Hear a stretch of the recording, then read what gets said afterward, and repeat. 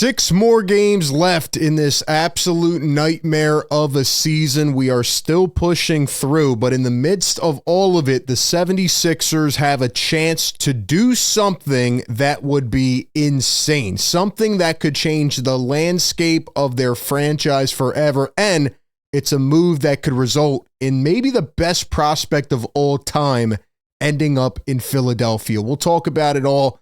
But welcome into Philly Take with RB.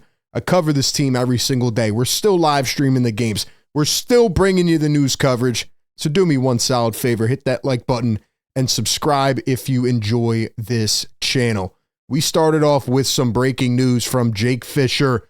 Just as of a few moments ago, the Sixers are planning on signing Colin Castleton to a 10-day contract. Castleton is fresh off of consecutive 10 days with the Raptors. Do we care about this? No. I will say that I was joking about this guy, Colin Castleton, a couple games ago when the Sixers played the Raptors. He's a big, and he did show a couple flashes of potential, but he's just another guy bouncing around organizations. The Sixers are trying to manage eligibility of 2 ways and 10 days in order to play out the rest of these 6 games to try to tank. That's where we're at this season. And now Colin Castleton joins the bunch. Shout out to him. Speaking of these types of players, the Sixers made history last night. They have set the record for the most starting lineups ever in a season with 52. They beat the Memphis Grizzlies record from last year. So, hey, even in all of this chaos, at least the Sixers did something, right? Sure, cool, love it. But let's get our eyes on the prize here, okay? Because last night, we saw yet another creative strategy of tanking, and ladies and gentlemen, the Sixers are officially crowned the GOATs of tanking. Now, obviously, they need to get this draft pick, and we're all going to be sweating bullets until it happens, but I am declaring today, here on April 2nd, 2025, that the Sixers are getting this draft pick, and they might end up with the best prospect of all time. Why? Because they have the Tankathon down to a science. I'm talking about benching guys at certain points in the game. I'm talking about managing eligibility of certain players. I'm talking about bringing Kyle Lowry, of all people, back to this team with 6 games to go. Maybe they wanted to give him one final run. I don't know, but it's hilarious. The Sixers are funny, and we just show up at this point and monitor the Tankathon odds. But ladies and gentlemen, after another brutal loss to the Knicks last night, the Sixers have lost 9 in a row. They are now 30 games under 500. Imagine saying that 6 months ago. And they have the 5th best Tankathon odds, but now they're only 1.5 games back of the Pelicans for number 4. Ladies and gentlemen, it might all be coming together. Let's look at the Tankathon odds right now, okay? The 76ers now have a pretty good cushion on the Brooklyn Nets, who won their last game, and they are now 2 games up on the Nets with 6 games to go, and they're only a game and a half behind the Pelicans. Now, I understand Zion shut down for the year. CJ McCollum shut down for the year. Is it likely that the Pelicans are going to give up that spot? No, but it is very more possible than it was, and here is why. If you look at the Pelicans, they play the Clippers tonight, and they'll have 6 more games after that, 2 against the Bucks, 1 against the Brooklyn Nets, who are also trying to keep their draft positioning right now, or their odds positioning. They play the Miami Heat, who are god-awful right now. And in the last game of the season on a Sunday, they play the OKC Thunder, who will be resting all of their players. So it very much is possible that the Pelicans win 2 more games. It's all they need. And if they do that, then the Sixers are going to have a chance to get the 4th best odds in the Tankathon. We look at the Sixers' remaining schedule. I don't think it matters anymore who they play. The Sixers are losing out. I've said this for 2 weeks now. They're going to lose 15 in a row to end the season, and right now it's the only way to go. Now, I don't want to confuse anybody. I made a video a few days ago trying to explain the odds and get more in depth there, but ladies and gentlemen, I've calculated the percentage jumps. And going from 5 to 4, if they're the 5th seed with no ties at all, they will have a 63.9% chance of keeping their pick in the top 6. And if it goes up to number 4, they will have an 81% chance of being in the top 6. At number 5, they would have a 42.1% chance of staying in the top 4, and they would have a 48.1% chance of being in the top 4 if they jump up to the 4th worst record in the NBA.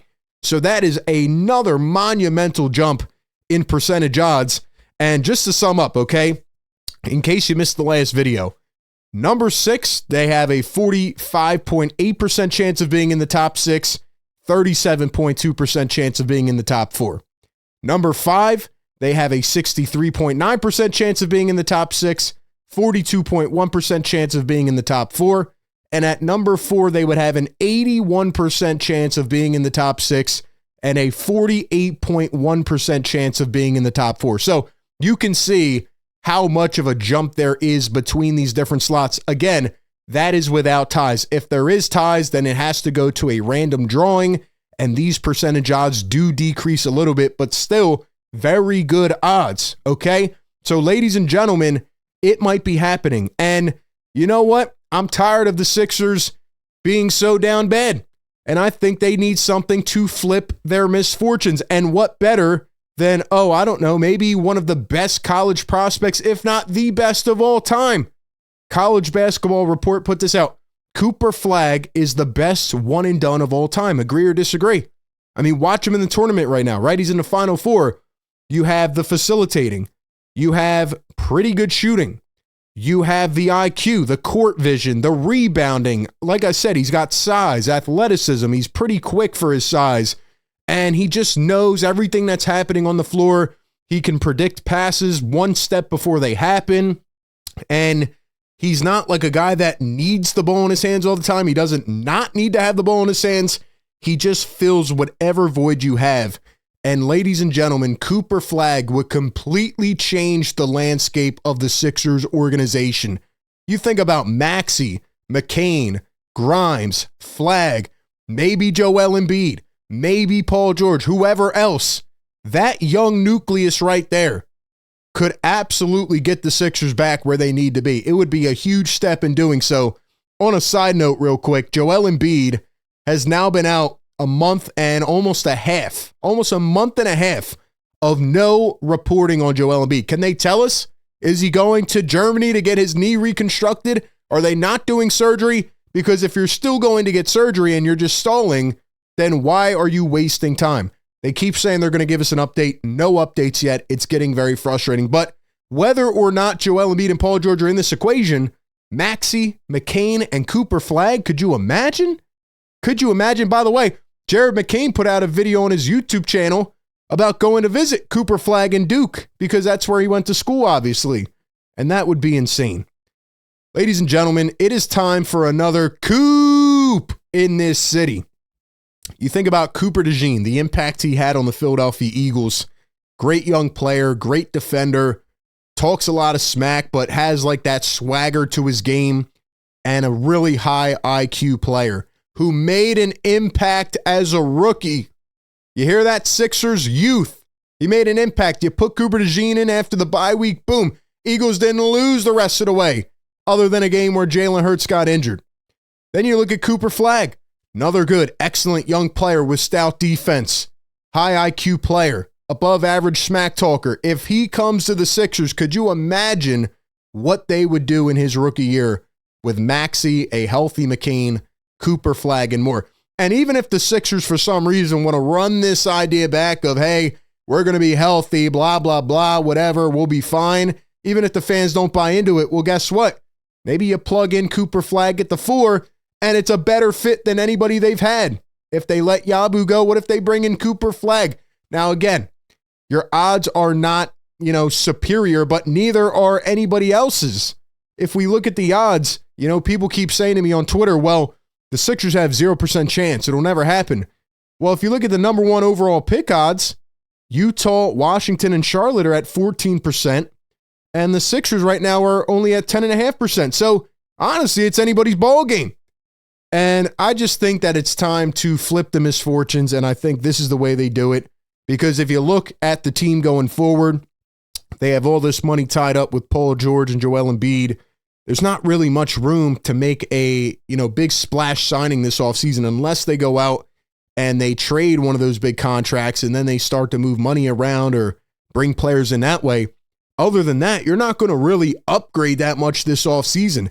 And that is why they need an impact player, why they've been trying to tank. They're making it known that they're trying to. And I think they're going to get it done.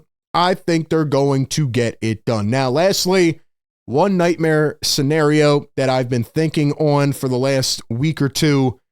An update came out today from Sham saying that KD and the Suns will work on a trade this offseason. I could absolutely see Daryl Morey going for Kevin Durant, and I do not want to do it. I'm a big fan of KD. Love his game, always have. He's an absolute hooper. But with his age, his durability concerns, where he's at his career, and the money, I just don't think it makes sense. This is not a way to patch up the big three and try to keep it going. You'd probably have to trade Paul George in that deal. Maybe the Suns would do it because they're desperate. But I could actually see Daryl Morey trying to do that. And my answer is no. Do not do it. Enough of going this route. I know that's your standard philosophy, but it's time to retool, get young, athletic. Look at what the good teams right now are doing. Follow it. Follow it to a T. So those are all my thoughts, but give me yours down below in the comment section. Do you think the Sixers are going to keep their draft pick? If they do, who should they draft? And if Cooper Flagg and Ace Bailey and these guys are off the board, what do they then do? Do they draft the big? That would be very telling about this franchise and what they want to do next. Give me all your thoughts down below. As always, appreciate everybody for tapping in. Be sure to like, comment, and subscribe, and I'll catch you all on the next one. Peace.